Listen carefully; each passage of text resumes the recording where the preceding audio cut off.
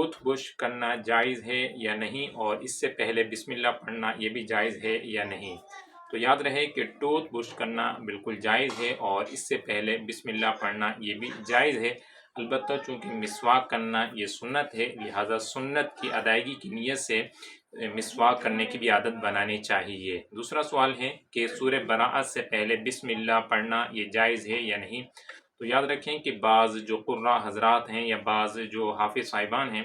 انہوں نے یہ مشہور کر رکھا ہے کہ اگر سورہ براءت یعنی سورہ توبہ سے اگر کسی نے تلاوت شروع کی تو بسم اللہ نہیں پڑھیں گے، تو یہ بالکل غلط ہے۔ اگر کوئی شخص سورہ براءت یعنی سورہ توبہ سے ہی تلاوت شروع کر رہا ہے تو اعوذ باللہ بھی پڑھے گا اور بسم اللہ بھی پڑھے گا۔ ہاں اگر پہلے سے ہی یعنی جو سورہ توبہ سے پہلے ہی 10ویں پارے کے سٹارٹ سے تلاوت کرتے ہوئے آ رہی ہے، اس سے بھی پہلے سے تلاوت کرتے ہوئے آ رہا ہے، اور اب دوران تلاوت سورہ براءت یعنی سورہ توبہ آ جاتی ہے، تو اب بسم اللہ پڑھنے کی کوئی حاجت نہیں ہے۔